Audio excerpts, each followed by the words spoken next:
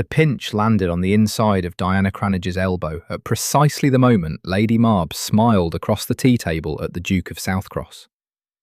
It was not a dramatic gesture, no gasp, no mark visible above the wool, just two fingers pressed and twisted, the way a woman learns to discipline a dependent without breaking the surface of a scene. Diana did not look down. She poured. The tea fell in a clean, unbroken arc from the silver pot into the Duke's cup, and she set the pot down without a sound. And the conversation moved on, and no one in that drawing room on Mount Street noticed either the smile or the pinch for what they were. That, Sebastian Vance would tell you, is how a certain kind of cruelty survives. Not by spectacle, but by invisibility. Not by raised voices, but by the private language of a house where one woman owns everything and another merely occupies space. Diana Cranage was 24 years old and the daughter of a clergyman who had died in debt, leaving behind a small library, a silver thimble, and a name that still meant something in the county of Ely, if nowhere else. She had come to live on Mount Street 18 months prior, following the death of her mother, under the arrangement that was common enough among women of reduced circumstance. She would be useful to her aunt, Lady Marb, in exchange for the shelter of the house and an annual sum of £60, which was never paid. The terms had been stated once, on the day of her arrival, and never mentioned again. That, too, is a kind of cruelty, the debt that has no ledger. The house on Mount Street was elegant at the front and severe at the back. In the drawing room, the floors gleamed with beeswax applied that morning by a girl who rose before 5, and the curtains were heavy cream silk that held the cold in through winter and the warmth out through summer, and every surface was arranged for the impression of effortless gentility. But if you followed Diana through the green baize door and down the back passage and up to the linen cupboard at the east end of the first-floor corridor, the house revealed a different face.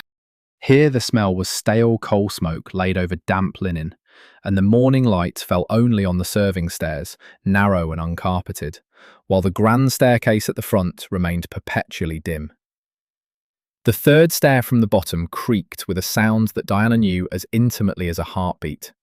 She had learned to step to the left of its centre, a small adjustment she made automatically now, the way a woman adjusts to every obstacle that is too established to be fixed. It was in the linen cupboard, at dawn on a Thursday in late October, that Mrs. Hinton found her. Mrs. Hinton was the housekeeper, 53 years old, with a face that had been set into practical resignation long before Diana arrived, and eyes that missed nothing. She had outlasted 3 governesses, 2 cooks, and 1 lady's companion, all of whom had been dismissed without references for reasons that shifted in the telling. She held the household accounts in her head and on paper, and she had been keeping a second set of notes, a quiet, private record, in a grey notebook she stored behind the flour canister in the dry larder. It contained every economising decision Diana had made in the past 18 months. The cheaper tallow for the back hall candles that Lady Marb never visited. The preserving of the curtain lace by a method Diana had found in her mother's household book. The quiet negotiation with the fishmonger that saved 4p a week. Diana did not know the notebook existed. Mrs. Hinton had not yet decided what she meant to do with it, but she was keeping it. On that Thursday morning, Diana was mending a tear in Lady Marb's best damask tablecloth, the one laid for the Duke's visit that afternoon, with stitches so fine they required the good light and a needle she kept sharpened on a small whetstone her father had given her. The tear had come from a careless footman the previous Sunday and had not been mentioned to Lady Marb, who would have dismissed the footman. Diana had examined the damage, calculated the angle, and set to work before breakfast. The stitches moved across the cloth like the tracks of a very small, very deliberate creature. And when they were done, the mend would catch the light only at one particular angle. There and gone. A seam barely visible to anyone who was not already looking. Mrs. Hinton stood in the doorway and watched for a moment without speaking. Then she came in, closed the door, and reached into the pocket of her apron. She set a small object on the shelf beside Diana's elbow. It was a silver thimble, plain, slightly dented on one side, with the initials E.C. worn nearly smooth at the base. Eleanor Cranage, Diana's mother. Diana set down the needle. She looked at the thimble and did not speak. It came with the effects from the Ely house, Mrs. Hinton said. When they sold it, your aunt acquired several pieces in lieu of a debt. She claimed your father owed her. She put most of it in the silver drawer and forgot it. A pause. I did not forget it. Diana picked up the thimble and turned it between her fingers. The metal was cold from the apron pocket, and then, quickly, warm. Her hands shook once. A single, contained tremor she quelled by pressing her thumb against the rim. She put the thimble on her finger, picked up the needle, and made 3 more stitches in the cloth. The work steadied her. It always had. Thank you, Mrs. Hinton, she said. Mrs. Hinton nodded once and went back to the corridor, pulling the door to behind her, not quite closed. The Duke arrived at 3:30. His name was Ellis Marlborough, the 5th Duke of Southcross, and he was 31 years old, which meant he had been titled for 6 years, and was therefore accustomed to a particular quality of attention when he entered a room. The brief, recalibrating pause in other people's posture, the careful smiles, the way conversations adjusted to include him or exclude him, based on what he might be worth to each party present. He had by now learned to discount most of what was directed at him in drawing rooms. He was not a suspicious man, but he was a careful one. He took the chair his aunt indicated, accepted the tea Diana poured, and gave the room the attention it expected of him. He discussed the weather at Southcross, which had been wet, the state of the autumn roads, which had been worse, and a recent bill in Parliament in which his aunt expressed a close and vocal interest. Diana refilled the pot. She brought the second plate of small biscuits from the side table. She did not speak unless addressed, and when addressed, she answered directly and briefly and sat back down. It was when she returned the tablecloth to the table, smoothing it flat across the end, 2 swift, practiced strokes, that the Duke's attention shifted. The mended tear caught the light at precisely the angle Diana had predicted. It was barely there, a whisper of difference in the weave, the faint ridge of thread against thread. But his eye found it, and then his eye moved to her hands. He held the observation for only a moment, a fraction of a beat in the ordinary rhythm of the afternoon, but Diana felt it the way you feel a room go quiet. She did not look up. She moved the cake stand 3 inches to the left and sat down. He understood, in the particular, observational way that some men understand the evidence arranged before them, that the cloth had been damaged and repaired within the last day, that the repair was exceptional, and that the woman who had made it was sitting across the table from him, pouring tea for a household that had never once thanked her for it. Lady Marb said something about Southcross. He replied. The afternoon continued. Jem noticed as he carried the coal up from the cellar just before the Duke's carriage arrived that the fire in the drawing room had been laid with particular care that morning, the grate cleaned, the coals arranged evenly rather than heaped. He was 17, Jem, with wide ears and the particular alertness of a boy who has learned to be useful by learning to see. He noticed things. He noticed, for instance, that Diana's sleeves were always long, even in the warmth of the kitchen. He noticed that she ate standing at the back counter most evenings, rather than at the servants' table. Not from pride, but because she was always the last finished. Always the one checking that everything was in order before she set anything down for herself. He had asked Mrs. Hinton about it once. Mrs. Hinton had looked at him steadily and said, "Some people are raised to serve, and some people fall to it. Those aren't the same thing." Jem carried the coal upstairs and did not mention any of this to anyone. But he kept noticing. After the dupe left, his carriage collected at 4, his goodbye to his aunt brief and correctly warm, the drawing room was set to rights. The cups were taken below, the cloth was folded. Lady Marb went upstairs without a word to Diana, and Diana went down the back passage to the kitchen, took the cup of hot milk Mrs. Hinton had left on the warming shelf, and stood on the back stair in the narrow strip of fading afternoon light, and drank it slowly. She pressed the thimble against her palm through the fabric of her dress. It was still warm. The question that occupied her that evening was not whether the Duke had noticed her. She was almost certain he had.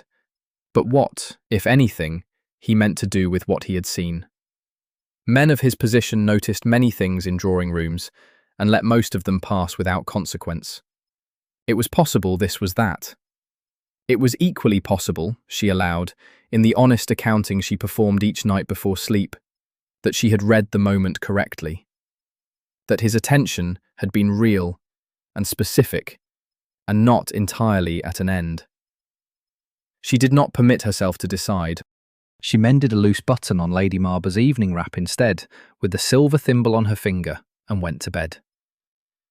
What she did not yet know, could not know, was that the Duke of Southcross had gone from Mount Street to his club, had sat by the window for 40 minutes with a glass of port he barely touched, and had written a short note on a card from his inside pocket, folded it once, and addressed it to Miss Cranage at the Mount Street house, with instructions that it be delivered by hand and given to no one else. What that note contained and how Diana received it the following morning is where everything would change, and what it would cost her to answer it honestly is a question that, as of that autumn evening, had not yet been asked. The note arrived before 8 o'clock, carried not by the morning post, but by a footman Diana did not recognise, a man in dark livery who presented it at the back door without a word, and was already turning back toward the street before Jem had properly closed the door.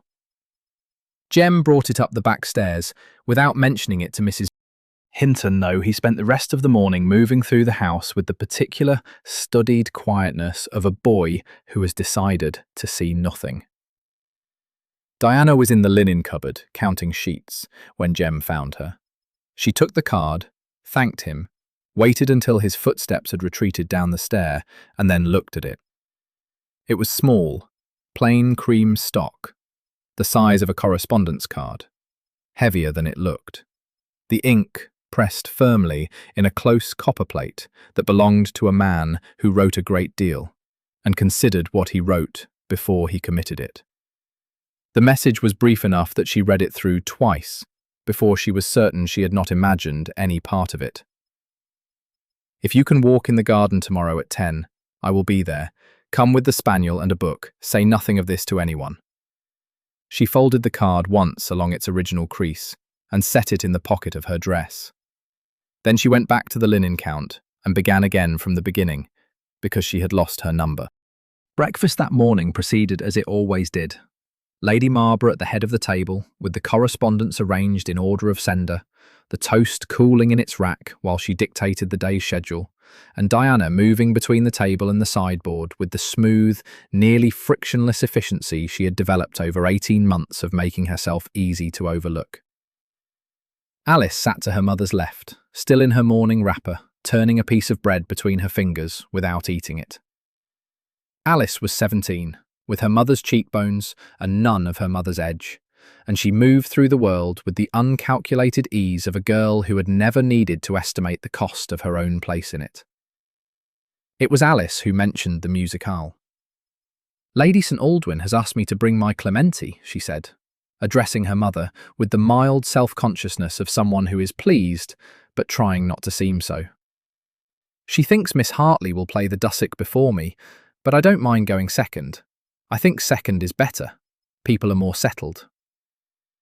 Lady Marb said something approving about Alice's fingering and the importance of posture at an instrument.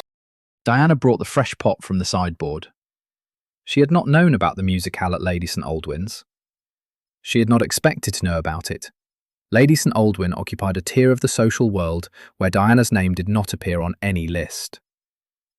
But what arrived in her as Alice spoke was not the plain ash of being left out. It was something more specific. The sudden, clear understanding that her exclusion was not an oversight anyone had committed. It was a structural fact, as settled and unremarkable as the back staircase. There were rooms where Diana was present, and rooms she heard about afterward through Alice's offhand accounts, and the line between them was never drawn in her presence, which made it permanent. You cannot argue against a boundary that is never stated. She set the pot down. She returned to the kitchen.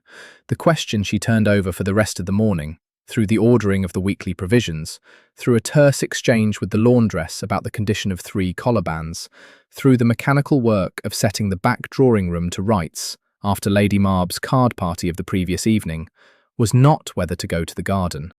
She knew by the time she reached the bottom of the back stair that she would go. The question was what she meant to do with the knowledge of what it would cost her. If Lady Marb discovered the meeting, the situation was unambiguous.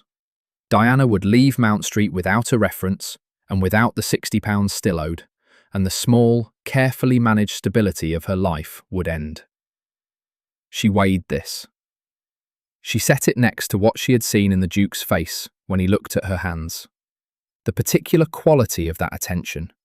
The fact that a man of his position had written a note at his club and sent it by his own footman before the Morning Post. She did not reach a clean conclusion. She went upstairs to her room and looked at the card again. And then she took down the small volume from her shelf.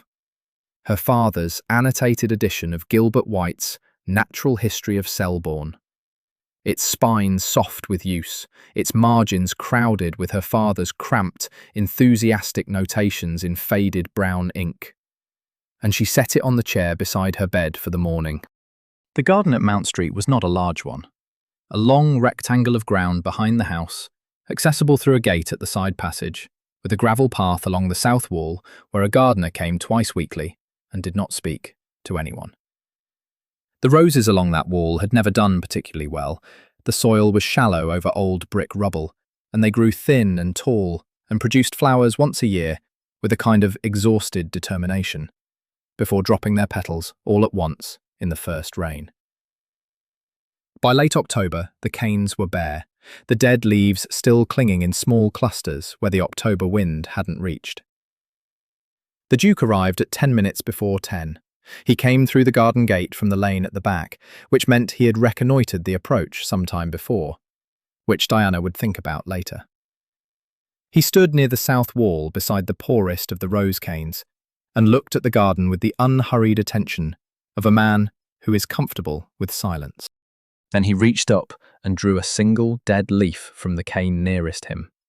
A small, desiccated thing, brown at the edges and still faintly ochre at the centre, and turned it between his fingers, examining the pattern of its veins with the same steady, unsentimental interest he had given the mended tablecloth the day before. He was still holding it when the gate opened. Diana came through from the side passage with the spaniel, Dash, a liver and white cocker of Lady Marber's, who had attached himself to Diana 6 months ago for reasons known only to the spaniel, and who was, in Diana's private accounting, the single, uncomplicated affection in the house.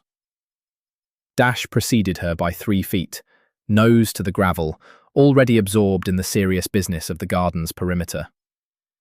Diana had the Selborne under her arm. She wore her wool walking dress, brown, high-necked, the sleeves long, and had added a grey shawl against the late October cold. For a moment, neither of them spoke. Dash made a brief, sociable investigation of the Duke's boot, and then returned to the wall. "I am glad you came," the Duke said.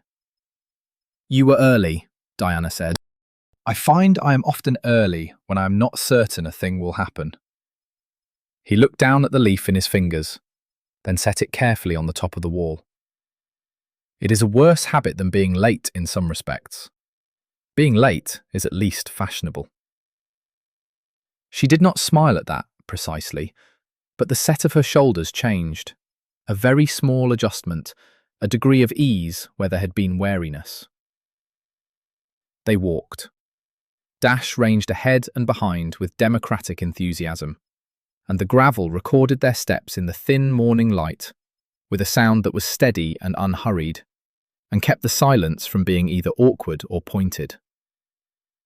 It was the Duke who eventually asked what he had been assembling the question for, since the previous afternoon. He asked it plainly.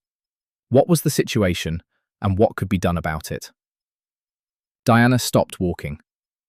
She looked at him for a moment, not evaluating whether to trust him, she had done that already, but deciding on the exact shape of the truth.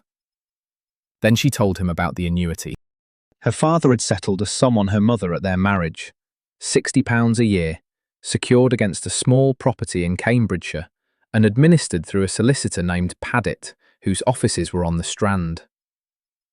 When her mother died, the annuity should have transferred to Diana directly, as the sole surviving heir. Instead, Lady Marb had produced a document, a certified copy of a deed of arrangement, she claimed, drawn up during Diana's father's last illness, asserting that the property and its income had been signed over to satisfy a debt he owed her. The original deed, she said, was with Paddett. Diana had written to Paddett twice. His clerk, a young man named Tompkins, who had seemed genuinely distressed by the situation, had replied both times in careful, hedged language that the matter was under review and that the papers were in chancery. Diana had not written a third time, partly because she did not have the funds for a solicitor of her own, and partly because Lady Marb held the lease on the room where Diana slept and the coat she wore in winter, and certain calculations are made in the body before the mind has finished reasoning about them. She said all of this standing on the gravel path beside the bare rose canes, in a level voice, without adornment or appeal. She was describing the situation as it was, and what she needed was for it to be understood, not lamented. The Duke listened the whole way through without interrupting.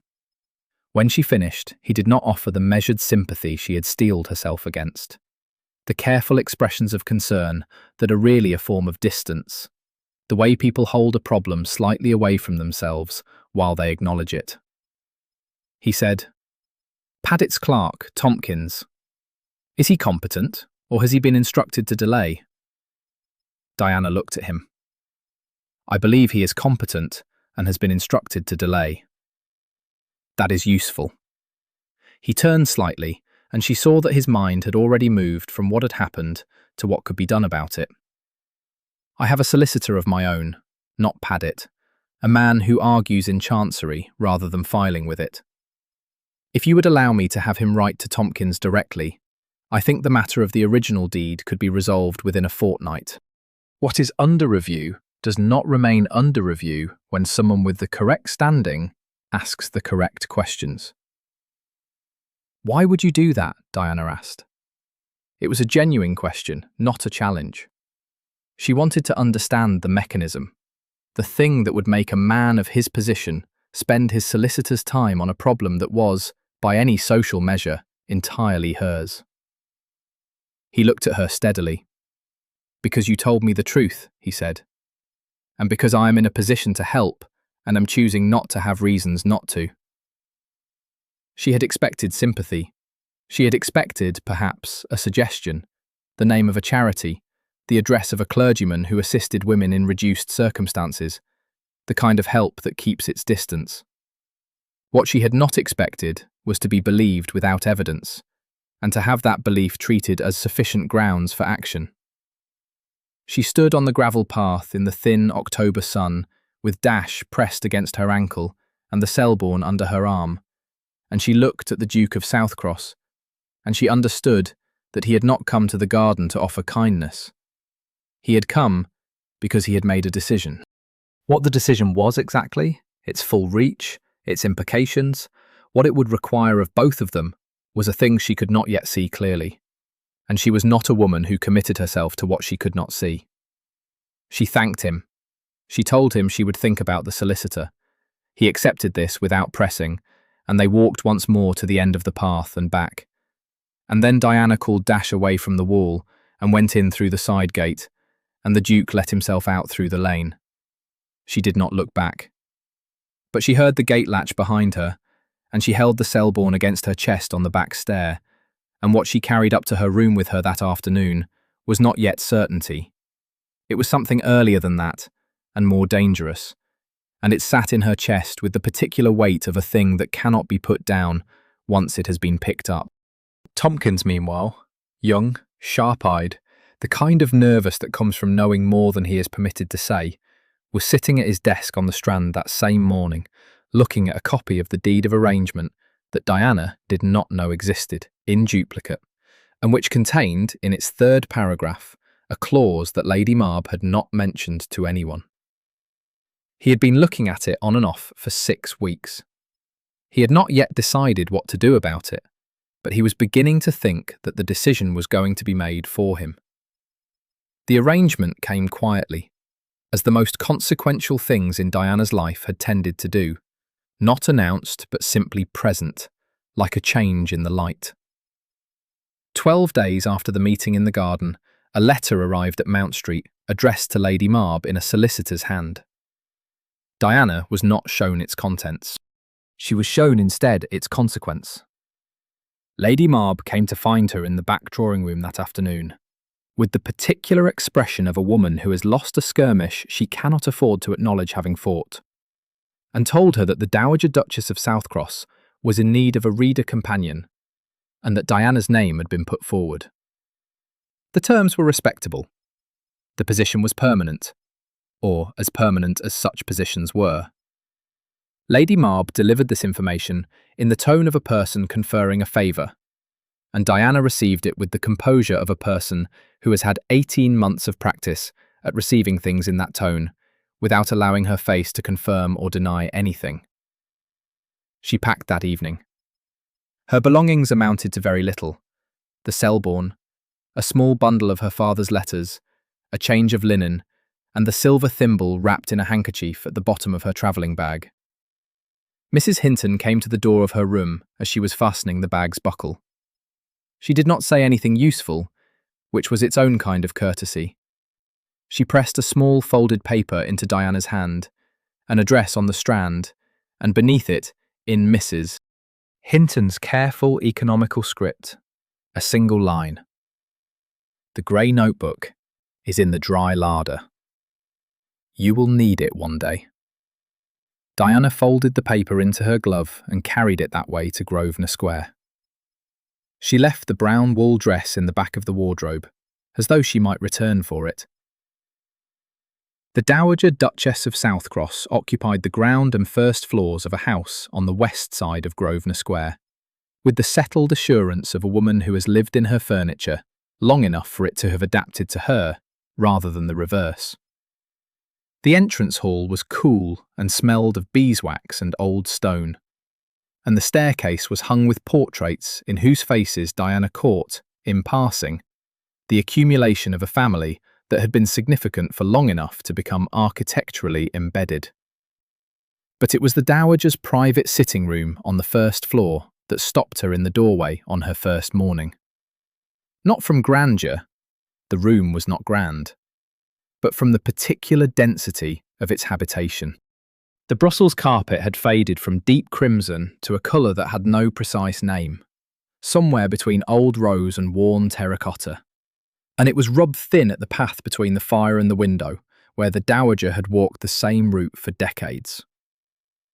A French clock on the mantel ticked with a small, confident sound that imposed itself on the room's silences without filling them.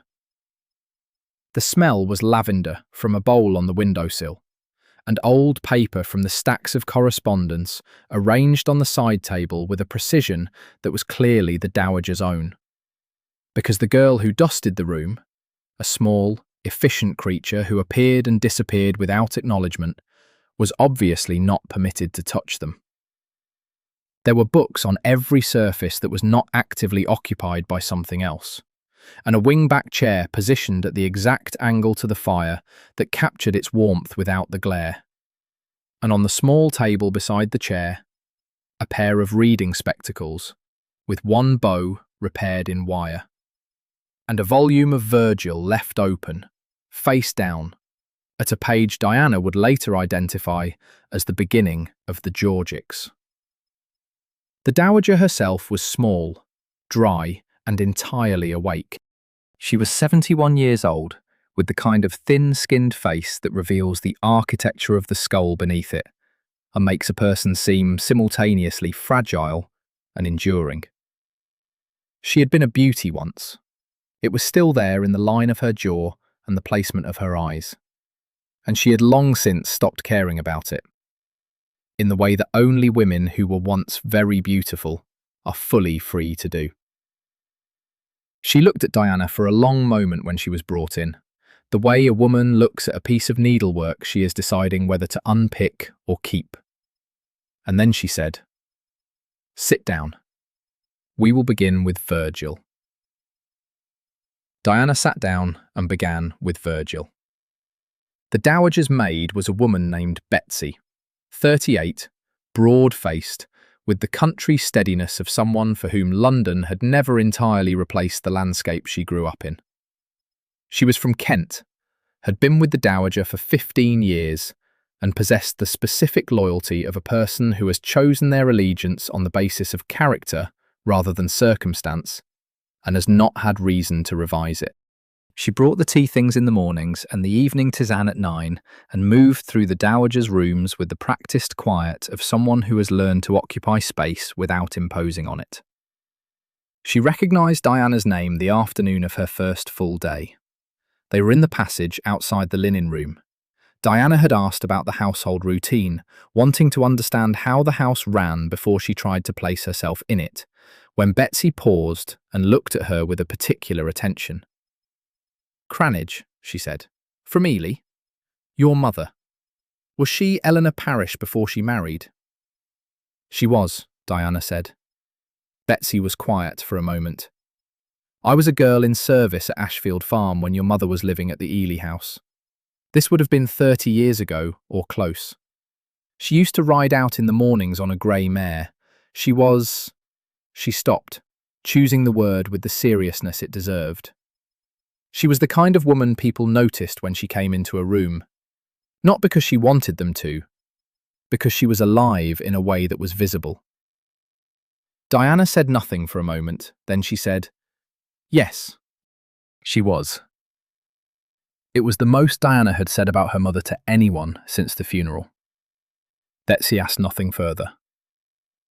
But in the evenings after that, when the Dowager had retired and the house was quiet, Betsy would sometimes sit for a few minutes in the passage outside Diana's room and talk about what she remembered.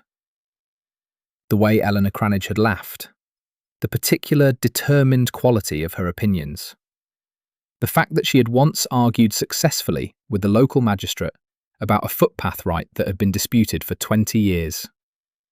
Small things, precisely remembered. Diana kept them the way she had kept her father's letters, not as consolation, but as evidence. Her mother had existed. She had taken up space. She had been equal to her life. The work itself was not difficult. Diana read aloud for 2 hours most mornings, while the Dowager rested in her chair, sometimes listening, sometimes dozing, sometimes making small sounds of agreement or dissatisfaction at a particular turn of phrase. She wrote the Dowager's more demanding correspondence, not personal letters, which the Dowager composed herself in a hand that was slightly shaky but entirely legible. But the household business, the replies to estate inquiries, the letters to tradespeople. One morning, in her second week, a letter arrived from Mr. Greaves, the steward at South Cross, requesting instructions about a leaking section of the east roof. The Dowager was resting. Diana read the letter, assessed the situation he described, wrote a clear and specific reply, authorising a temporary repair and requesting an estimate for permanent work by the month's end, and left it on the Dowager's table to review. The Dowager read it that afternoon, made 2 minor alterations with her pen, and posted it without comment. The following week, another letter from Greaves. The Dowager handed it directly to Diana, without reading it first. There was a moment, A Thursday, when the rain had come in hard from the west, and the French clock was ticking, and the fire had settled into its comfortable middle distance, and Diana had been reading the Georgics aloud for nearly 2 hours. The dowager had closed her eyes sometime around the passage on the keeping of bees, when Diana reached the end of a section and stopped, and there was a long, comfortable silence. The rain moved across the window in grey curtains. The clock ticked. Then the dowager opened her eyes and looked at Diana's hands on the book and said, "You stayed." "I had nowhere else to be," Diana said. The dowager smiled, not the careful, social smile Diana had seen her deploy with visitors, which was warm and precisely calibrated and gave away nothing, but something smaller, more unguarded, arriving at the corners of her eyes first. It was the first genuinely unguarded smile Diana had encountered since her mother was alive, and it landed in her the way the thimble had, not with force, but with weight. What Diana did not know, sitting in that chair with the Virgil in her lap, was that the dowager had written to her son that same week. The letter was 4 sentences. 3 of them concerned household business. The 4th said, "She reads aloud as if she means it. Keep her." The dowager had sealed it herself and given it to Betsy for the Morning Post, and neither of them had mentioned it again, and Diana would not learn of its existence for some time. Ellis, who received it at his club on a Wednesday morning while his coffee went cold, read it 3 times.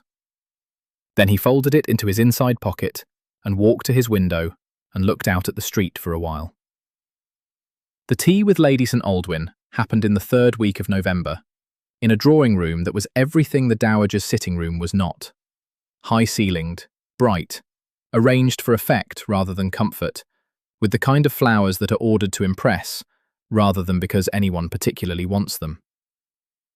Lady St. Aldwyn had known the dowager for 40 years and regarded Diana with the alert, measuring look of a woman who has watched a great many companions come and go, and is genuinely uncertain yet about this one. Also present was an elderly bishop named Hartley, who ate very small sandwiches with great attention and said very little until the conversation turned to a proposed charity school for girls in Southwark, at which point he said a great deal about the importance of practical instruction over classical education, delivered in the tone of a man who considers the matter settled. Diana set down her tea. She said, with the directness that had been her father's most inconvenient gift to her, that practical instruction and classical education were not choices that needed to be made against each other, and that the girls most likely to use a charity school well were precisely those who had both a sound knowledge of arithmetic and a reason to believe that the world contained more than the trade they were being trained for. She said this in 2 sentences, not a speech. Then she picked up her tea. The bishop looked at her for a moment. Then he said, "And how would you fund the expanded programme?" "Through the same endowment, more efficiently administered," Diana said. "I can show you the figures if you would like." She could not immediately because she did not have the figures on her person, but she could have them by Thursday and said so. The bishop asked for them by Thursday. Lady St. Aldwyn looked at her with the first expression that was not measuring, something closer to satisfaction, as though a judgment had been confirmed rather than formed. It was on the way home in the carriage, with Betsy opposite and the November streets grey and wet outside, that the dowager reached into her reticule and took out a small object wrapped in a square of dark velvet. She held it out to Diana. Diana unfolded the velvet. Inside was a brooch. A single pearl set in a plain gold bezel. The pearl itself not large, not spectacular, but deeply lustrous in the carriage's dim interior, with the particular warmth of something that has been worn close to the skin for a long time. The gold of the setting was worn thin at the back, and the pin's catch was slightly stiff, an object that had been used rather than kept. It belonged to Ellis's grandmother, the dowager said. She wore it every day. I have been keeping it for the right occasion, and I am not disposed to wait any longer for one to present itself." She folded Diana's hand around it, briefly, and let go. "Wear it when you need to remember who you are." Diana looked down at the brooch in her palm. She understood several things in rapid succession. She understood that this was not the kind of gift a woman gives to a companion. She understood that the dowager had arrived at a conclusion that Diana herself had not yet been asked to confirm. She understood, with a clarity that rearranged several things she had been quietly carrying since the garden, that somewhere in the preceding weeks she had been accepted into a family before any formal question had been posed, that the dowager had looked at her hands on the book and her composure at the bishop's table and decided, without announcement, that the deciding was done. She pinned the brooch to her dress, at the collar, where the fabric was good. The pearl caught the light from the carriage window and held it. What she could not yet see was whether the Duke himself had reached the same conclusion, or whether he was moving toward it by his own slow, considered route, and whether the distance between where he was and where his mother had already arrived would close before the forces now gathering against Diana made the question moot. Tomkins, on the Strand, was still looking at his third paragraph.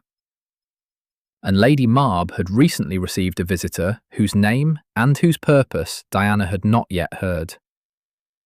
The visitor's name was Mrs. Forsyth. Diana learned this not from Lady Marb, who would not have mentioned it, and not from Mrs. Hinton, who no longer had access to Diana's daily routine, but from Alice, who had not meant to tell her anything useful, and had, in the way of people who do not think carefully before they speak, told her everything. They met by accident in Bond Street, on a Tuesday afternoon in the first week of December, Diana having been sent on an errand for the dowager, and Alice having escaped the house on Mount Street for the particular restless reason that young women escape houses in December, which is that the cold makes the indoors feel smaller. Alice was genuinely pleased to see her. She took Diana's arm and walked with her for 2 streets, talking with the unguarded energy of someone who has been confined with their mother for too long. And in the course of those 2 streets she mentioned, without particular emphasis, that her mother had had a long visit the previous Thursday from her cousin Mrs. Forsyth, a woman Alice described as very amusing, though her eyes, when she said it, held the careful blankness that people develop when they mean the opposite. She was asking a great many questions, Alice said, and then seemed to hear herself and added quickly, "About the season, about who was being presented, that sort of thing." She looked at Diana and then away, and changed the subject to a hat she had seen in a window. Diana walked the next block without speaking. She filed the information where it belonged and continued her errand. She knew the name Forsyth from the dowager, who had mentioned the woman once in a context that was not complimentary, a passing reference to someone who had carried a story about a mutual acquaintance from one end of Mayfair to the other in the time it normally took to cross the park. The dowager had described her without heat, with the detached clarity she brought to all assessments. A woman of comfortable circumstances and considerable industry, whose industry took the form of information. She collected it, she organised it, and she distributed it at precisely the moment when it would be most useful to whomever she was currently serving. She was, the dowager had said, not malicious by nature. She was merely willing. That willingness had now been pointed in Diana's direction, and Lady Marb was the one pointing it. The precise shape of what Lady Marb intended became clearer over the following fortnight, though it arrived in fragments rather than all at once, a piece here, a piece there, each one small enough to discount on its own, and unmistakable in aggregate. Diana did not have direct access to most of it. What she had was Betsy, whose network of household knowledge extended through 3 adjacent houses on Grosvenor Square, and as far as a second cousin in service in Berkeley Square, and who brought Diana information with the quiet, practical regularity of a woman who considers it a form of housekeeping. And she had, eventually, Tomkins. He came on a Wednesday morning, arriving at the Grosvenor Square house with the slightly damp, slightly harassed look of a man who has been walking faster than he intended. He gave his name to the footman and asked, specifically, for Miss Cranage. He had, he said, a communication that he had been asked to deliver in person. Diana received him in the small morning room off the entrance hall, the one the Dowager used for tradespeople and solicitors, which had a good fire and no particular character of its own. Tompkins sat on the edge of the chair as though he was not planning to stay, which was perhaps accurate, and placed on the table between them a folded document that he did not immediately explain. "I should have written sooner," he said. He had the face of a young man in the process of making a difficult decision about himself, and the decision had aged him slightly. "The original deed of arrangement, the one your aunt presented as evidence of the debt, I have been looking at it for some time. There is a clause in the third paragraph that was not present in the draft I witnessed." He paused. He was choosing his words the way a person chooses their footing on uncertain ground. "I did not draft that clause. I witnessed the document in what I believed was its final form. The clause was not there." Diana looked at the document on the table. She did not touch it yet. "What does the clause do?" she asked. "It extinguishes all reversionary interest," Tompkins said.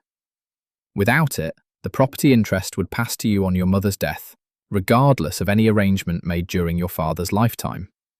The annuity would be yours. With the clause, your aunt holds it entirely and in perpetuity." He looked at the document. "It was added after I witnessed the document. I cannot prove that in this room, but I believe it can be proved by a comparison of the paper and ink against the original execution date." Diana sat with this for a moment. What she was looking at was not, she understood, a surprise. She had carried the knowledge of something wrong in the deed as a low, unconfirmed certainty for months. But having it stated plainly by the man who had witnessed the original was a different thing from suspecting it. It moved from the category of grievance into the category of fact, and facts had weight and direction in a way that grievances did not. "Why are you telling me this now?" she asked. Tompkins looked at her with the slightly hollow expression of a man who has found a line he is not willing to step over and is surprised to discover that the line exists. "Because Mr. Paddett received a letter last week asking him to finalise the transfer of the Cambridgeshire property to your aunt outright," he said, "which means someone has decided the matter is settled. And it is not settled." He pushed the document across the table. It was a copy, his personal copy, she understood, not a firm document. But it was annotated in his hand, with dates and a careful, legible note in the margin of the third paragraph that said simply, "Not in original. Compare ink." She picked it up. She folded it along his crease. She thanked him, and he left in the manner he had arrived, quickly, with the look of a man who intends to be somewhere else before anyone asks him where he has been. Diana took the document upstairs to her room and put it with the grey notebook address and the Selborne and the silver thimble. And then she went back downstairs to read to the Dowager, because the morning still required it. She did not tell the Dowager that day. She was waiting to understand the full shape of what she was dealing with before she brought it to anyone else, which was her habitual approach to difficulty. Map the territory before you move on it. But the territory was shifting faster than she had anticipated. The rumour reached her on a Friday. She learned its precise wording. Learned it, that is, not as a vague report of something unpleasant in circulation, but as a specific formulation of words, the exact kind that has been composed rather than improvised, from a source she had not expected. She was in the small parlour off the Dowager's sitting room, going over a household account with Betsy, when Betsy set down her pen and said, without preamble, "There is something going around. You should hear it from me before you hear it from anyone else.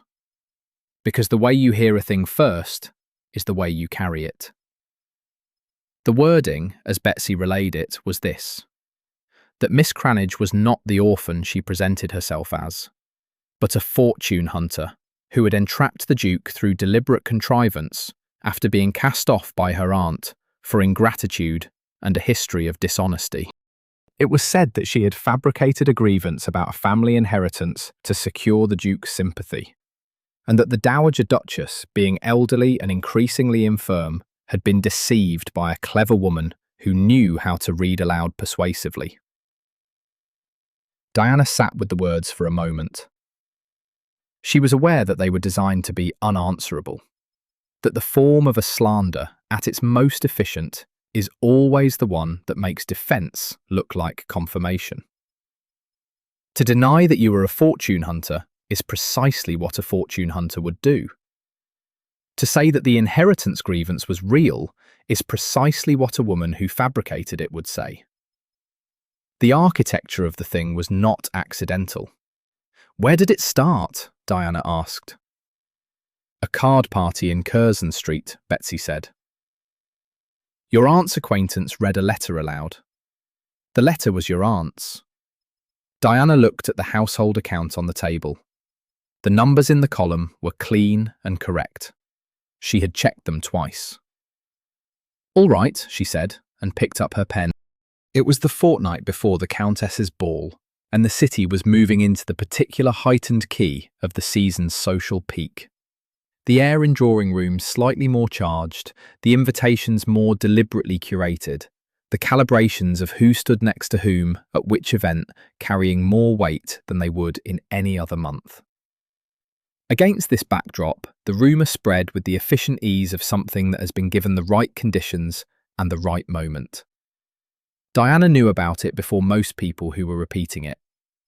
She knew its origin, its mechanism, and its intended function. What she did not yet know was its reach, how far it had travelled, who had received it as fact and who as speculation, and crucially, whether it had arrived yet at the ears of the people whose opinion of her was not yet formed. The invitation to the Countess's ball came on a Thursday. It arrived in the Morning Post, on heavy cream paper, the kind that is expensive enough to communicate intention before the envelope is opened. Diana was in the entrance hall when the footman brought the post in, and she took the Dowager's correspondence upstairs as usual, and sorted it as usual. And it was only when she reached the third envelope that she stopped. Her name was on it. Not the Dowager's name with a guest annotation, not Miss Cranage included as an afterthought in the Dowager's invitation. Her own name, in the Countess's hand. Miss Diana Cranage, Grosvenor Square. The handwriting was clear and deliberate. The hand of a woman who writes her own invitations and means each one. She set it on the table. She looked at it for a moment. She was not listed as a guest of the household. She was listed as a person who had been specifically invited. The distinction was not subtle, and she was not going to pretend it was. Downstairs, Betsy was pressing the Dowager's best shawl, and the French clock was ticking. And somewhere in Curzon Street, a woman named Mrs. Forsyth was preparing to attend the same event, and had no reason to believe that the story she had been spreading required any revision. What she did not yet know, what almost no one yet knew, was that a young footman at the Countess's house named William had overheard, 3 days previously, a whispered conversation between Cosima Marlborough and her daughter Priscilla in the anteroom off the Countess's front hall, and had heard enough of it to understand that whatever was planned for the night of the ball was not going to remain invisible once it happened. William had told Mr. Granville, the Countess's butler, a man of 55 with a long memory and a constitutional intolerance for scenes in his employer's house, who had told the Countess, who had sat for a few minutes in her private sitting room with her hands folded in her lap, thinking carefully. And then the Countess had written 2 letters, one to her guest list and one to the Dowager, which arrived the same morning as Diana's invitation, and which the Dowager read, alone, in her sitting room, before coming to find Diana, with the particular expression of a woman who has been shown more of a situation than she had suspected was there. The Dowager sat down. She told Diana what the Countess's letter contained, which was a precise account of William's report, including Cosima's instruction to Priscilla to confirm the rumour publicly in front of the Duke if the opportunity presented. And she did this clearly and without softening it, because she was not a woman who believed that softening information improved a person's ability to act on it. Diana listened to the whole account. Then she asked one question. "Does the Duke know?" "He will," the Dowager said, "when I write to him this evening." She paused. "I wanted you to know first. The pre-ball tea happened 2 days before the event, at a house in Portman Square, where 3 women of Diana's acquaintance were gathered with the pleasant, slightly nervous energy of people who are acclimatizing to something they have been anticipating. Diana arrived punctually, accepted tea, and was standing near the window when she heard her own name from the other side of a large arrangement of hothouse flowers that separated 2 small clusters of chairs. The wording was a variant of the original, slightly embellished, slightly shifted in emphasis, in the manner of things that have been repeated many times and have acquired, in the repetition, an air of the confirmed. Diana heard it from beginning to end. Then she set down her teacup with a sound that was not loud, but that was precise. She moved around the flower arrangement. She looked at the 2 women who had been speaking. She curtsied, a measured, correct curtsy, the kind that is in itself a statement. And then she said, in a voice that was perfectly even, "I hope you will allow me to tell my own story one day." The silence that followed had a specific texture. Both women looked at her. One of them opened her mouth. The other put a hand on her arm. "Miss Cranage," said the first, with the particular formality that people adopt when they are embarrassed and need a way to end a thing. "We owe you an apology." "You do," Diana said, without warmth or rancour, and returned to her tea. She did not enjoy what she had done. There was no satisfaction in it, only the clean, slightly cold feeling of having been accurate. But she stood at the window with her cup and looked out at the street and understood that she had done it in front of 6 witnesses, and that the version of her that those 6 witnesses would carry away from that room was not the one that had been assembled for them at the card party in Curzon Street. That evening a letter arrived at her door. It was unsigned. The hand was careful and slightly unformed, the hand of a person who does not write letters habitually and finds the exercise effortful. It said, "I am sorry for what she is doing. I will not help her." Diana read it twice. She did not know for certain who had written it, but she could deduce, from the timing and the specific phrasing, what she is doing, not what she has done. A present continuous that implied ongoing knowledge, that the writer was not a stranger to Cosima Marlborough's plans and had been in some proximity to their execution. She folded the note and placed it with Tompkins's annotated document in the drawer of her writing table and sat for a moment in the lamplight. The night outside was clear and cold. The kind of late December cold that makes the streets look as though they have been drawn with a fine pen on dark paper. From somewhere below she could hear Betsy moving through the house, closing windows against the frost, the ordinary sounds of an ordinary evening. In 2 days there would be a ball. What would happen at it, and how it would end, and whether the ground would still be solid under her feet when it was over? These were the questions that remained open, and she did not have the luxury of answering them in advance. What she had instead was the pearl at her collar, and the annotated document in the drawer, and the knowledge that the Duke had been told, and the small, unsigned note from a girl who had chosen, when it mattered, not to be her mother. Whether that was enough would depend on what the Duke chose to do with the knowledge his mother had sent him, and whether he arrived at the ball already decided, or still in the process of deciding. The night of the Countess's ball arrived on a Friday, cold and clear. The kind of December evening that makes London look deliberately composed, the streets still from the frost, the lamplighter's work holding steady in the absence of wind, the carriages moving through Mayfair with their lanterns catching the ice crystals on the stone and releasing brief, small constellations before going dark again. Diana dressed without a maid. She had grown accustomed to managing her own hair and fastenings in the month since her mother died, and she did not mind the solitude of it. It was the same preparatory quiet she brought to any task that mattered, the same internal taking of stock. She wore the best of her dresses. A deep grey silk the dowager had pressed upon her 3 weeks earlier, saying only that the colour suited her and that it would be a waste to leave it in the wardrobe. The silk was not new. It had been let out at the waist and taken in at the shoulders by someone whose work was very good, and it had the particular gravity of a garment that has been worn before by a woman who knew how to wear it. Diana fastened the pearl brooch at her collar, where the fabric gathered to a point. The pearl sat there quietly, doing its work. Mr. Granville met her in the entrance hall. He was exactly what a butler of his experience looks like when he has decided that the evening will proceed correctly, regardless of whatever else has been planned for it.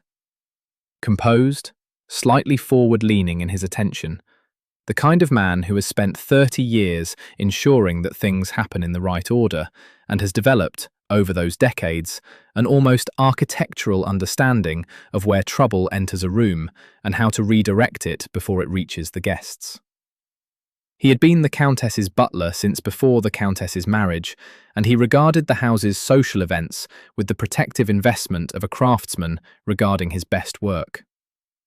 He saw Diana come in from the carriage and moved to her with a purposefulness that was not obtrusive but was clearly intentional. "Miss Cranage," he said, at a volume meant only for her. "Lady Vance, the Countess, has asked that I show you to the blue drawing-room before the receiving line. She would like a brief word." Diana followed him through the hall and up the east staircase, which was the family staircase rather than the main one, and which bypassed the lower rooms where guests were already beginning to arrive in the particular loose clusters of people who know each other well enough to be comfortable and are attending primarily for the pleasure of confirming it. She could hear the quartet from the ballroom, a new waltz, as the dowager had predicted, played with the clean, slightly formal precision of musicians who are at the beginning of a long evening and have not yet relaxed into it. The blue drawing-room was a small room at the end of the family wing, furnished for actual use rather than display, with a sofa and 2 armchairs and a writing table and a fire that had been burning long enough to have made the room genuinely warm. The Countess was there, a composed, alert woman in her mid-50s, with the kind of face that has learned over many years to give away only what it chooses to. She stood when Diana came in, which was not a thing one strictly needed to do, and which therefore meant something. "Miss Cranage," she said, "sit down, please. We have a few minutes." What the Countess told her was concise and specific, delivered in the manner of a woman who respects the person she is speaking to, enough not to arrange the information prettily. She confirmed what the dowager had already relayed about William's report, and then she added what the dowager had not known, because the second piece had only arrived that morning.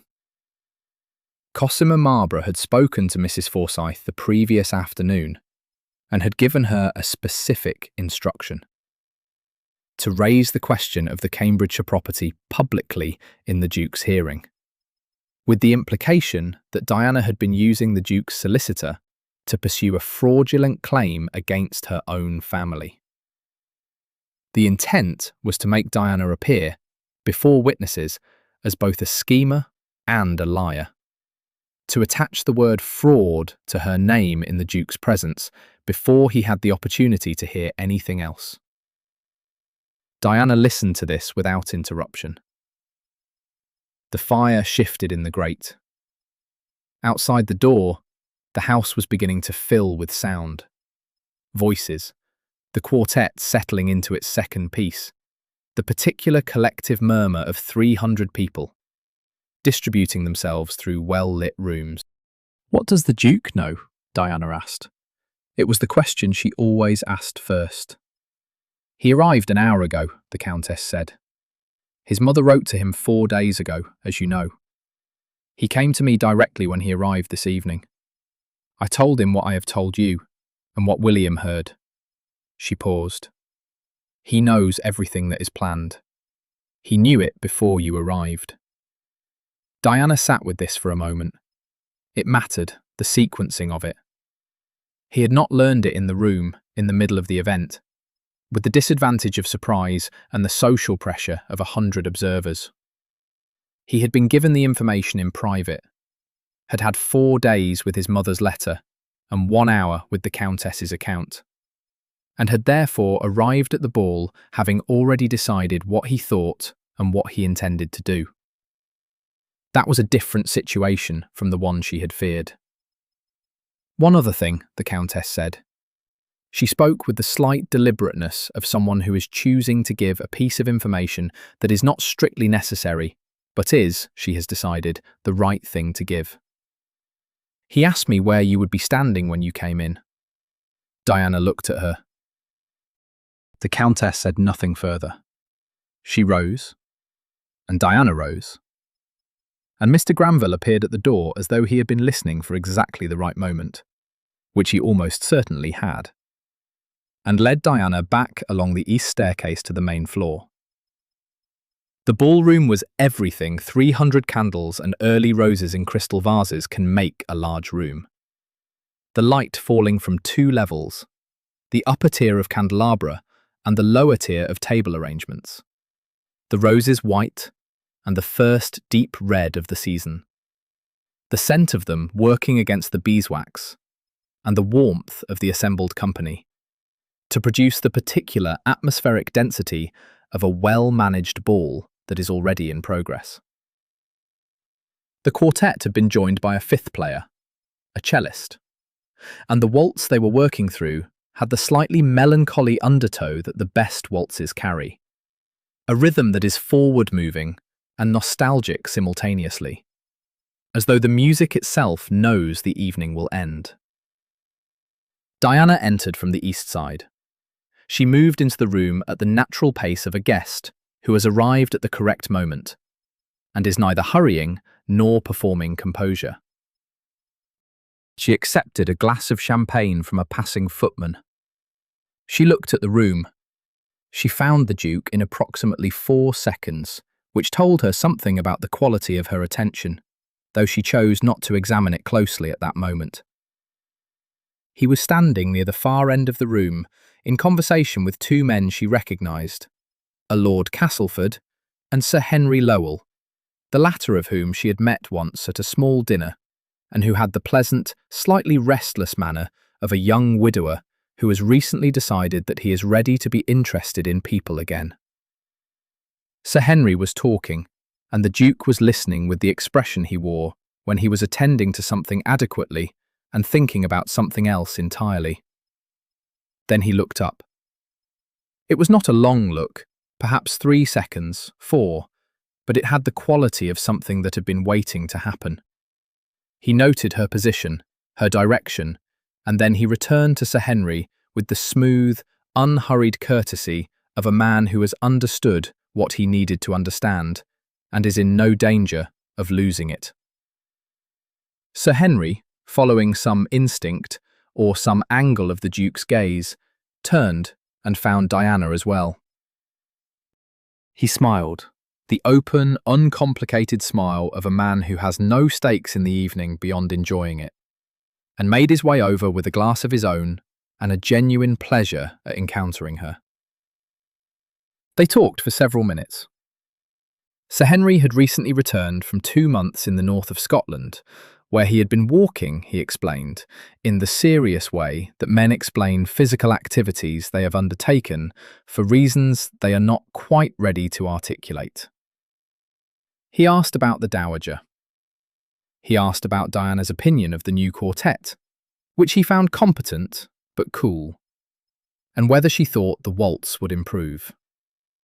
He was, in the specific way of men who are recently widowed and have come through it with their warmth intact, very easy to be around. He asked her to dance. She accepted, because declining would have been its own statement, and she was not in the business of making statements she had not chosen. They danced one set, a country dance rather than a waltz, which kept them at the moderate social register of pleasant acquaintance rather than anything that required comment.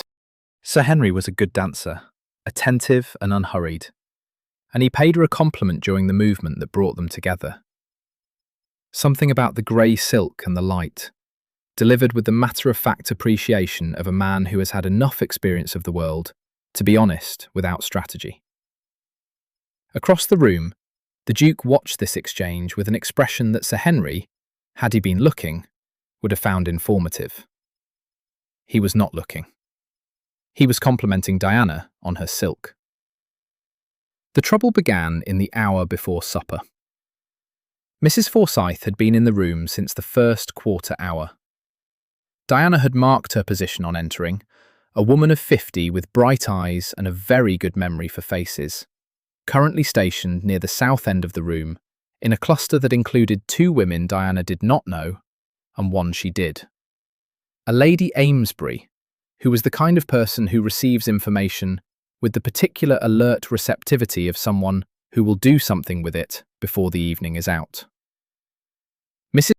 Forsyth had been moving through the room with the calibrated ease of a person who is executing a plan and finds the execution going smoothly, drifting from group to group in the manner of a good conversationalist, leaving something in each cluster before moving on.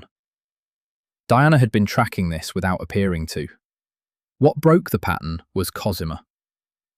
Cosima Marb entered the supper room 20 minutes before supper was called, which was early enough to suggest intention.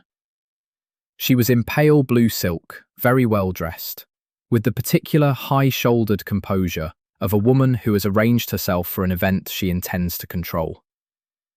She had Priscilla with her, Priscilla in white, quieter than her mother, walking slightly behind with the contained expression of someone who is following instructions they have decided, at some point in the recent past, that they no longer believe in, but have not yet found a way to refuse.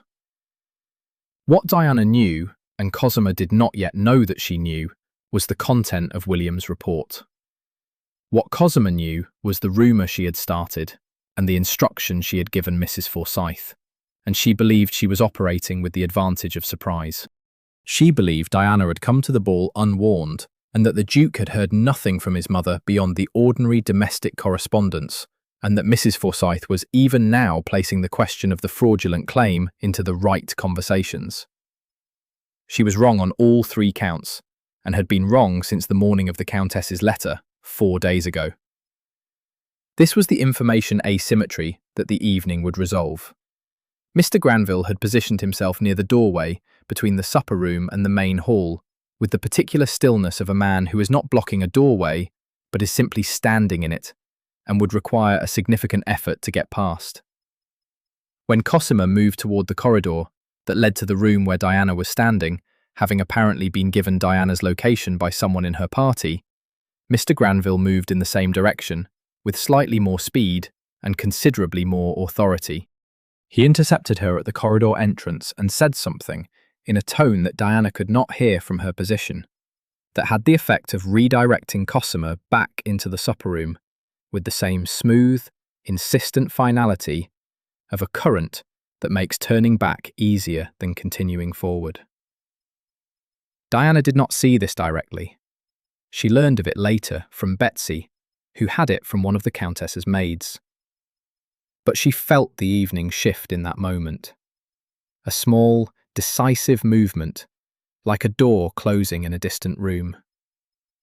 It was Cosima who made the mistake that ended it. She had spent enough of the evening in the kind of controlled, slightly brittle composure that wears thin under frustration. And when she encountered the Duke near the doorway to the ballroom, at a moment when several people were in hearing distance and the supper call had not yet come, she made the calculation that was wrong. She raised her voice. It was not a shout. It was the calibrated elevation of a woman who wants an audience to hear her, and wants, simultaneously, to be able to deny that she was performing. She said, clearly enough for the 8 or 9 people nearest her to hear, That she was concerned. She had always been concerned, she implied, from the very beginning, about the position a certain person had managed to achieve in a household where the elderly and the trusting might not be well served by a companion whose motives were not what they appeared. She did not say Diana's name. She did not need to. The Duke had been 3 feet from Diana when Cosima began. Diana knew this because she had noted his position when he came to stand beside her 2 minutes before, not with ceremony, not with announcement, simply with the specific directional intention of a man who has chosen where he is going to be and is now there. He had said nothing yet, and she had said nothing yet, and they had been standing in the quiet before supper, in the simple fact of proximity that was itself a statement to everyone in the room who was paying attention. He turned when Cosima's voice reached its carrying pitch. He looked at Cosima with the kind of stillness that is not passivity, but is something its precise opposite. The stillness of a person who has already finished thinking and is now simply being the conclusion. Then he took Diana's hand. He did it with a completeness that left no room for misreading. Not a gesture toward her, not an offered arm in the social register of escort, but her hand in his, held. He turned to face the room, and the room found itself facing him. And the particular quality of the silence that followed had the texture of something that had been waiting to be determined and was now determined. "This is my wife," he said. The words were at ordinary conversational volume. He did not raise his voice because he did not need to. The room was already quiet. Any man or woman who speaks against her speaks against me. Let that be the end of it. It was the end of it. Not immediately, not in the sense that every mind in the room recalibrated in the same second, but in the structural sense that matters.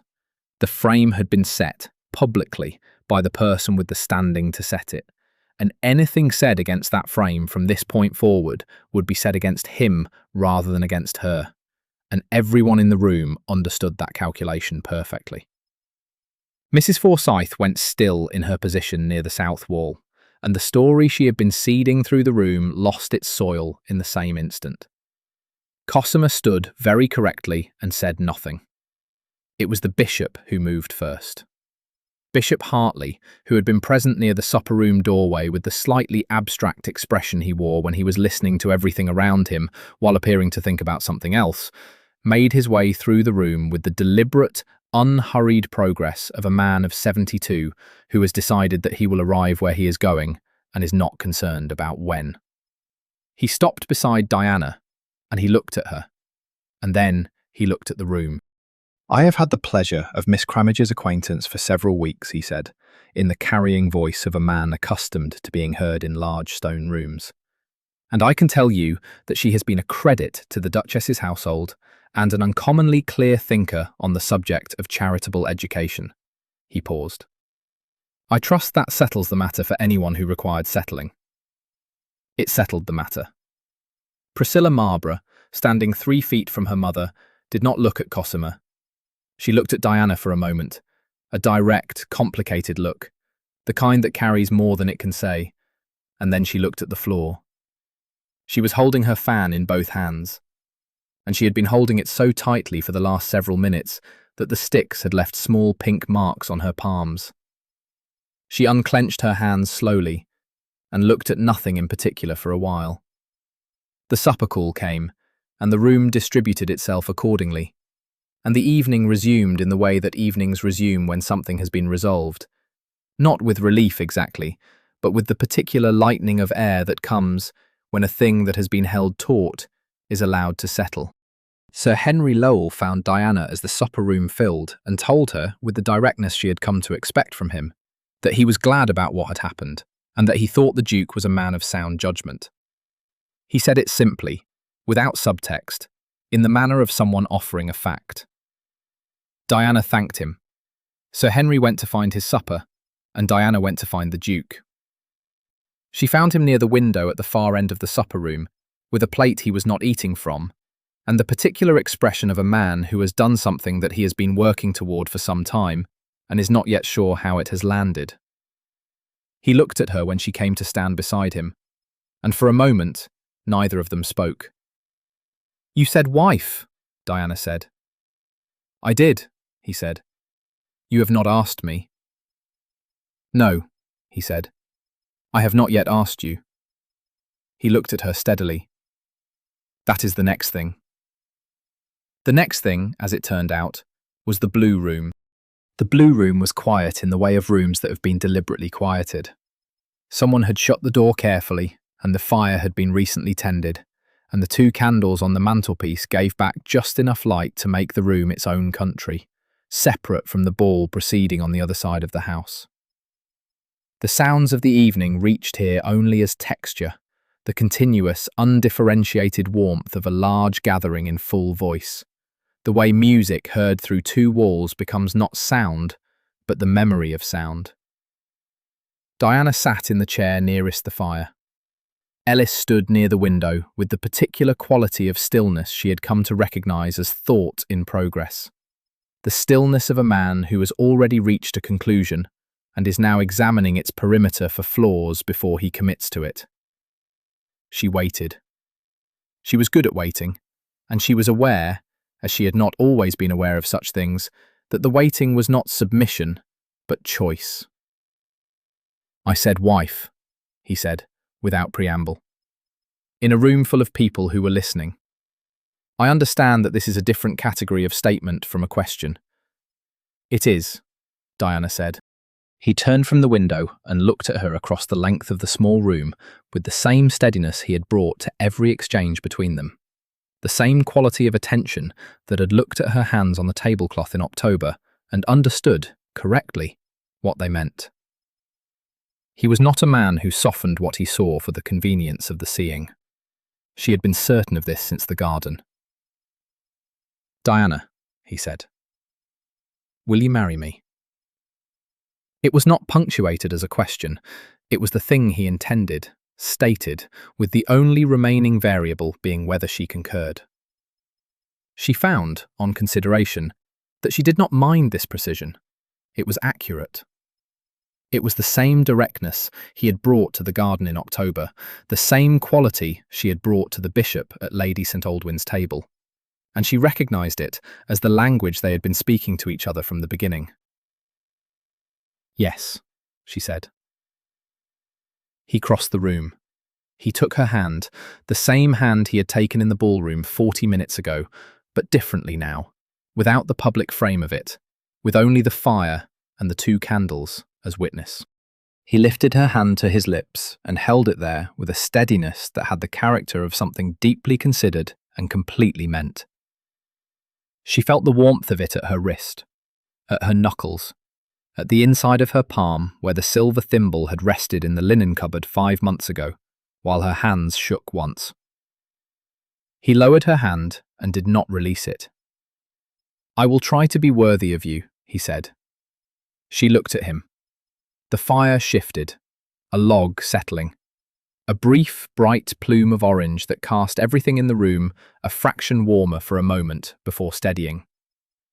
There were things she might have said, and she measured them and set them aside, and pressed his hand once instead, briefly. The pressure of a person who has understood and requires no further translation.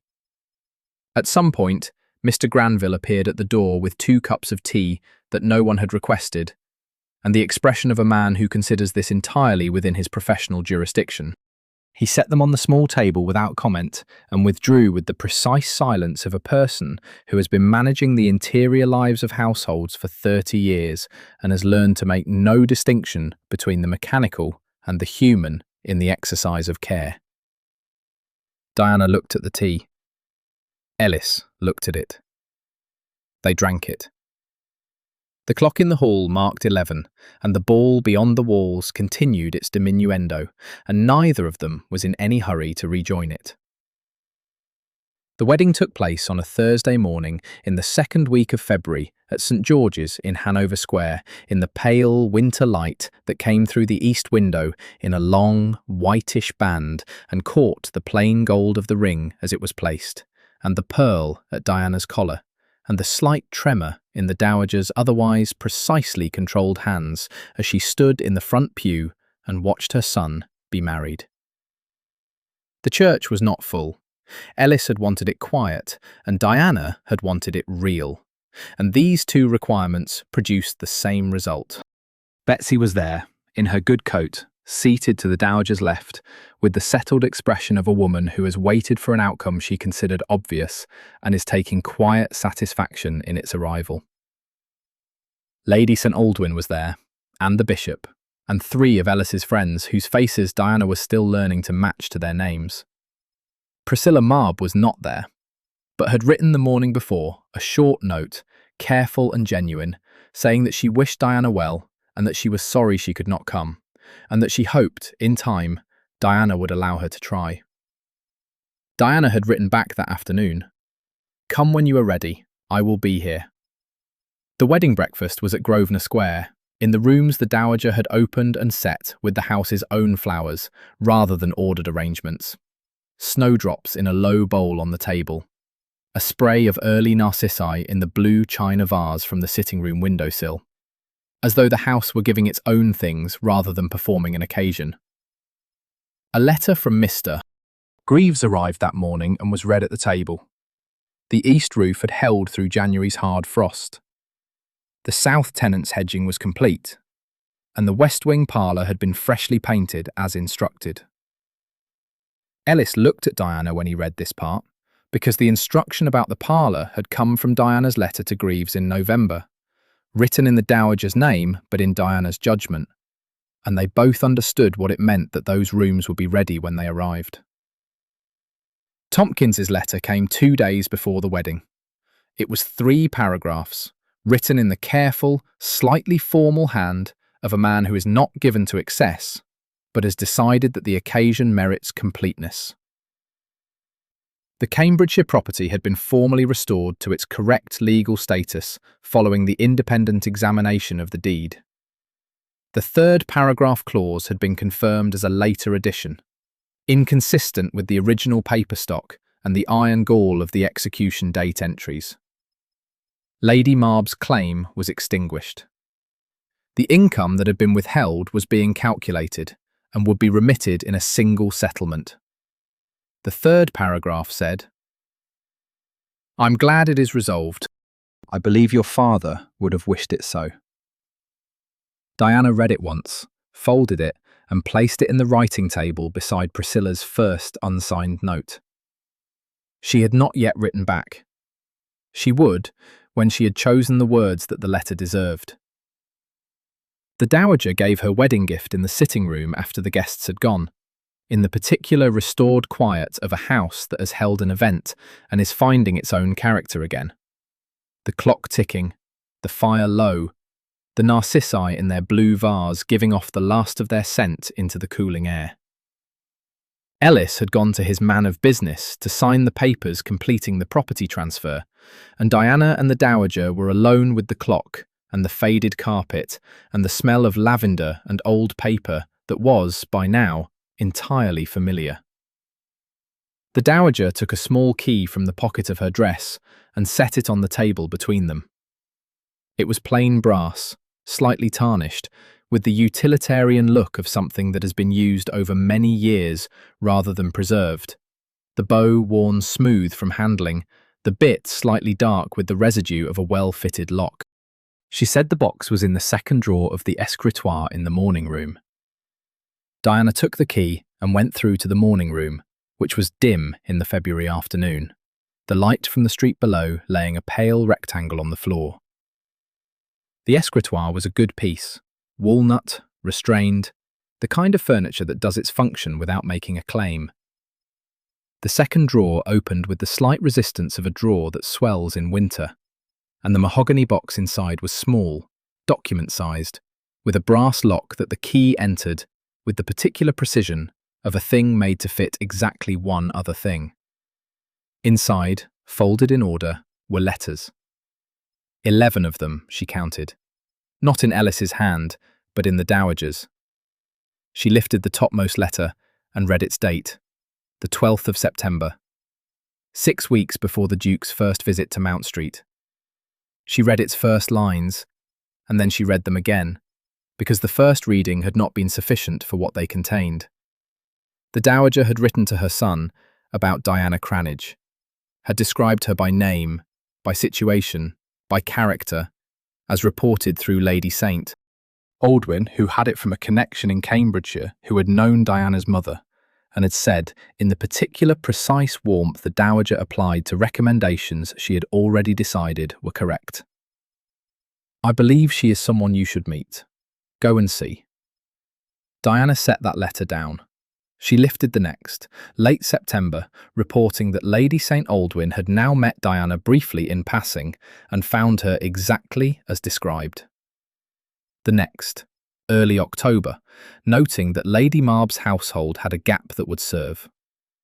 The next, dated the 8th of October, 4 days before Ellis's visit to the drawing room, saying simply, "The arrangement is made. She will be there Thursday." And then the letters changed register, shifted from logistics to something more private. The Dowager reporting back on what she had observed once Diana was under her roof. One letter described the afternoon with the bishop and the charity school figures. Another described the morning Diana had read the Georgics for 2 hours while the Dowager rested. Another, this one in December before the ball, contained a single sentence that occupied its own line on the page, set apart from the rest of the paragraph, as though the Dowager had written it and then put down her pen and decided it required emphasis. "I am as certain as I have been of anything in some years." Diana stood in the dim morning room with the letters in her hands and looked at the wall. Outside, the February street was quiet. The specific grey quiet of London on a cold afternoon, the city going about its business in the muffled way of winter. From the sitting room she could hear the clock. She had not known. She had understood many things in the course of the preceding months. She had been careful and observant and had mapped the territory as it revealed itself. But this she had not known, that the garden and the note and the solicitor and the position in Grosvenor Square had not been the beginning of it. The beginning had been the Dowager, in her chair, in September, writing to her son, "Go and see." And before the Dowager, there had been Lady Saint Aldwyn's report and a woman in Cambridgeshire who had known Diana's mother and thought her daughter worth mentioning. The chain of it stretched back through the autumn and through other people's observations into a history she had been living without knowing she was being seen.